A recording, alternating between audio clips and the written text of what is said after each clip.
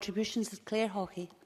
Thank you, Presiding Officer. As pointed out by other speakers in this debate, one of the glaring flaws of the Universal Credit rollout process is the length of time it will take for claimants to receive their first payment, anywhere from 6 to 12 weeks in some instances, with Shelter Scotland advising that 9 weeks is not uncommon.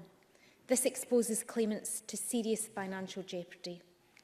Yesterday, the UK Secretary of State for Work and Pensions, in response to increasing pressure, not least from within his own party, announced to the Tory party conference that whilst he understood the concerns, he would be pressing ahead with the accelerated full-service rollout of universal credit.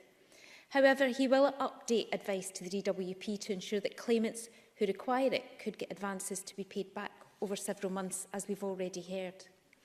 This is nothing more than a sticking plaster approach to the flaws in the new system, which has led to a wide range of opinion calling for the rollout not just to be paused but to be halted altogether until all the areas of concern have been addressed.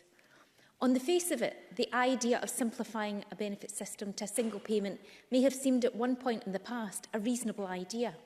Integrating several benefits into one payment would remove complexity from the application and payment processes, they said. Of course, such a major change in the UK benefit system was going to involve significant IT development and a level of complexity in that new system that was not recognised by the government from the outset. The reality is that the design and implementation of the universal credit system has been fraught with issues every step of the way. And that is mainly because an important factor appears to be missing from the scope of the project: the lived experience of those who this significant change was about to impact, the vulnerable and the in-work poor. More emphasis was placed on making the technology work for the department than for the customer. Criticism for the National Audit Office and the Westminster Public Accounts Committee led to a relaunch of the project 4 years ago. However, 7 years ago, from the original IT project launch, problems persist, and criticism is mounting on the back of the damning evidence from the pilots and the partial rollouts in a number of small local authorities, as we've heard today.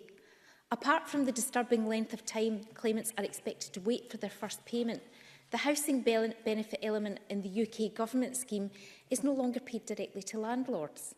Claimants are expected to get the housing benefit to landlords themselves, and for a significant proportion of claimants, this can be challenging. And as a result, they may have fallen into rent arrears and a spiral of debt. Figures supplied by the DWP themselves have shown that many of those universal credit claimants who have fallen into arrears with rent have said it was the first time that they've fallen behind with payments in their current accommodation. Some of those affected may be lucky enough to have the support of friends and family, but the same DWP figures found that around 1 in 10 claimants turned to payday or doorstep lenders. Aside from the human impact of this, there's a financial risk to councils, as we have heard from other speakers, where a high percentage of tenants who are on universal credit are in arrears. Data from COSLA suggests that the level of rent arrears for tenants in the new system is at least 2.5 times that of those in receipt of housing benefit.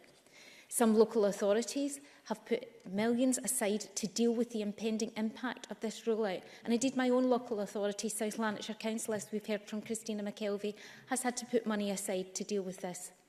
In authorities where universal credit has already been rolled out, there's a significant increase in applications for Scottish Welfare Fund, crisis grants and community care grants. And this project is not just about simplifying the benefit systems. We should also not lose sight of the fact that this so-called flagship universal credit policy was introduced as part of the Tory austerity project to cut £12 billion from the welfare bill. Many new universal credit claimants will receive significantly less than they would have done under the tax credit scheme. Shamefully continuing UK government welfare reforms have left more and more families throughout Scotland and the rest of the UK in crisis situations. It should not be for the Scottish Government to continually plug the gaps left by the UK Government's welfare reforms, or to paper over the cracks of this Tory Government's mistakes and incompetence in this universal credit debacle. Nonetheless, the Scottish Government has invested over £350 million supporting low-income families against the worst of the UK welfare reforms, including mitigating the bedroom tax and helping over 250,000 individual households through the Scottish Welfare Fund. This government is also committed to restoring housing benefit for 18 to 21-year-olds, sometimes forgotten when we're debating housing and benefits. And they're extending the Scottish Welfare Fund in the interim to help those in that age group who are currently excluded from financial support to receive assistance with their housing costs. The Scottish Government will also use what flexibilities they have negotiated with the UK Government over the system to provide Scottish recipients with more frequent payments and for the housing element to be paid directly to all landlords. Presiding Officer, while the Scottish Government is committed to doing what it can to mitigate some of the effects of changes to the UK welfare system, the fact remains that a full service rollout of universal credit will bring untold misery to hundreds of thousands of families and individuals across Scotland and the UK. It should be halted immediately until the glaring flaws in both systems and processes highlighted by so many organisations, including charities, Scottish and UK parliamentary committees and even Tory MPs, have been rectified.